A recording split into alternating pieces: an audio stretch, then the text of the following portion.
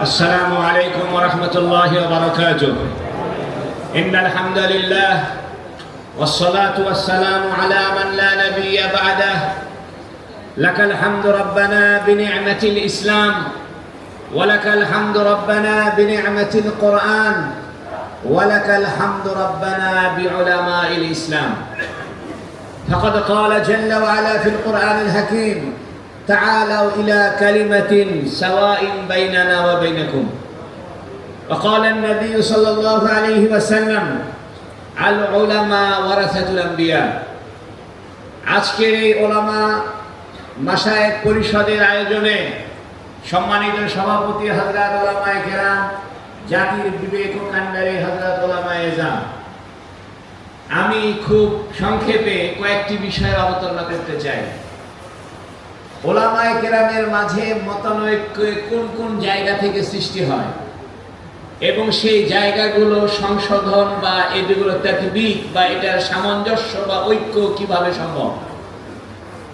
প্রথমে আমি অনৈক্যের জায়গাগুলো বলি, এরপরে ঐক্যের একটি কর্মসূচি কি হতে পারে, দিক নির্দেশনা কি হতে পারে কোরআন হাদিস থেকে তা বলি। আমাদের দেশে সবচেয়ে বড় একটি অনৈক্যের জায়গা একসময় ছিল আলিয়া আর কওমি।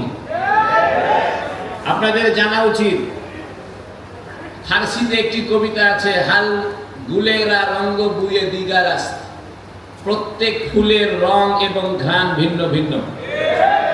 যখন ইংরেজরা এদের দখল করেছিল, এদেশে উলামায়ে কেরামের কোনো কথা বলার সাহস হচ্ছিল না। ইসলামী শিক্ষাকে একদম ধ্বংস করেছিল ইংরেজ শাহী সরকার। তখন 1780 খ্রিস্টাব্দে কলিকাতা আলিয়া মাদ্রাসা প্রতিষ্ঠা করে এদেশে কোরআন হাদিসের শিক্ষার সূচনা করেছে আলিয়ার উলামায়ে কেরাম। এর 86 বছর পরে 1866 খ্রিস্টাব্দে দারুল উলুম দেওবন্দ মাদ্রাসা প্রতিষ্ঠা হয়েছে। দুইটা নজরিয়া ছিল, দুইটা লক্ষ্যবস্তু ছিল, যে ইংরেজি বাংলা সহ দুনিয়াবি লেখাপড়া, বস্তু জগতের লেখাপড়া এবং কোরআন হাদিসের লেখাপড়ার সমন্বয় একটি শিক্ষা ব্যবস্থা, তা ছিল আলিয়া। পরবর্তীতে শুধু ইসলামী বিষয়ে বিশেষজ্ঞ হবে, মুফতি হবে, কাজী হবে, এটার চিন্তাধারায় কওমি মাদ্রাসা। একই গাছের দুইটি ডাল, দুইটি ফুল, একটি কওমি, একটি আলিয়া। কওমি আর আলিয়া কোনো পার্থক্য করা যাবে না। সেদিন শেষ হয়ে গিয়েছে। ঢাকা বাইতুল মুকাররমের খতিব ছিলেন আলিয়া মাদ্রাসা, মোস্তফা আল হুসাইনি সাহেব ছিলেন আলিয়া মাদ্রাসা, কাজী বিন মুহাম্মদ সাহেব ছিলেন আলিয়া মাদ্রাসা, খাত্তানি হুজুর ছিলেন আলিয়া মাদ্রাসা। এজন্য আলিয়া আর কওমি বলে বিভেদের দিন শেষ।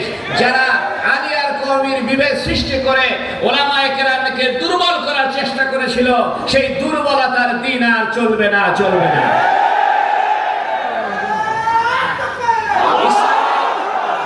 আরেকটি বিষয় তাসাউফ, ইসলামের আরেকটি বিষয় দাওয়াত ও তাবলীগ। এজন্য মনে রাখবেন, ইসলামের অনেক বিষয় আছে, অনেক ধরনের ব্যবস্থাপনা আছে।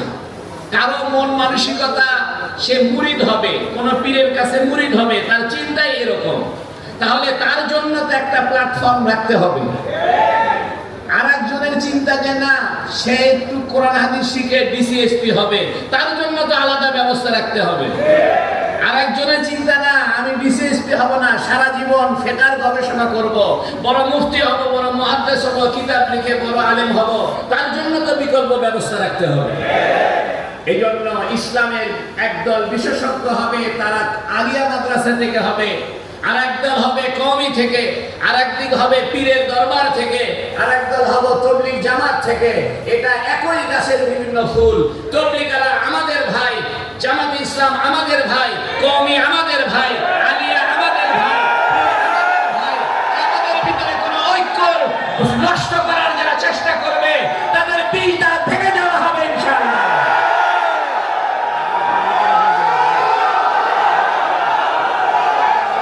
ইসলামের ফার্সি ভাষায় কবিতা বলা হয়, হার গুলেরা রঙ্গ বুয়ে দিগারাস, প্রত্যেক ফুলের রং আর ঘ্রাণ ভিন্ন হয়। ইসলাম একটি ব্যাপক জীবন ব্যবস্থা, কমপ্লিট কোড অফ লাইফ, পূর্ণাঙ্গ জীবন ব্যবস্থা। মানুষের ভিতরে ইখতিলাফ আল্লাহর সৃষ্টির বৈশিষ্ট্য। ইন্না ফি ইখতিলাফিল লাইলি ওয়ান নাহার লাআয়াতিন লিউলিল আলবাব। রাত আর দিনের পরিবর্তনে যেমন আল্লাহর সৃষ্টির বৈচিত্র্যের রহস্য লুকায়িত আছে, মানুষের চিন্তা চেতনায়, মানুষের মন মানসিকতায় ইখতিলাফ হওয়া, বিচিত্র হওয়া, এটাও আল্লাহর সৃষ্টির বৈশিষ্ট্য। কেউ পীর মুরিদের দ্বারা নিজের ইসলাম করতে চায়, কেউ রাজনৈতিক অঙ্গনে ইসলাম প্রতিষ্ঠা করতে চায়, কেউ মাদ্রাসায় পড়িয়ে বড় মুহাক্কিক মুফতি তৈরি করতে চায়, কেউ কিতাব লিখে ইসলামের স্বর্ণ অক্ষরগুলো রচিত করে দিতে চায়। এই সব দলের মাঝে আমাদেরকে দৃঢ় ঐক্য গড়ে তুলতে হবে। এই ঐক্য ছিল না বিধায় ফ্যাসিবাদ জন্ম নিয়েছিল। নতুন করে ফ্যাসিবাদ আর আসতে পারবে না। এই বাংলার জমিন আউলিয়া উলিয়ার জমিন, এই বাংলার জমিন কওমি আলিয়ার ঐক্যের জমিন, এই জমিন তাবলীগ আর রাজনীতির ঐক্যের জমিন।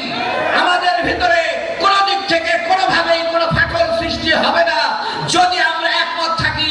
কোরআনুল কারীম আল্লাহ এটার নীতিমালা দিয়েছেন, তাআলাউ ইলা কালিমাতিন সাওয়াইন বাইনানা ওয়া বাইনাকুম।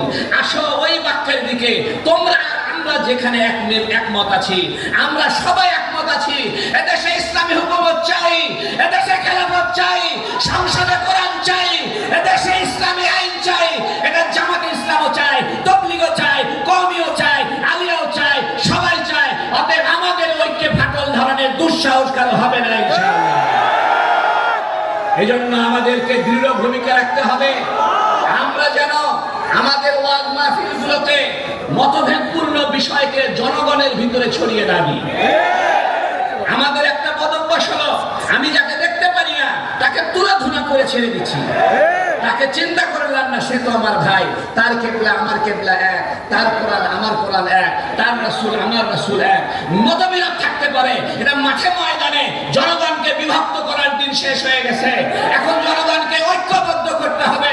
কালেমার পতাকা চলে, এদেশে ইসলাম চলবে।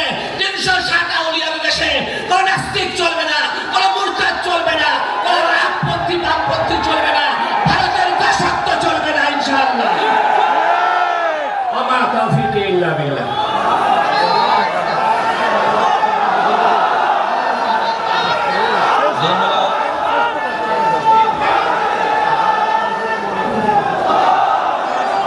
ধন্যবাদ মাওলানা ফজলুল করিম রাজু সাহেবকে তার মূল্যবান বক্তব্য পেশ করার জন্য। এ পর্যায়ে বক্তব্য রাখবেন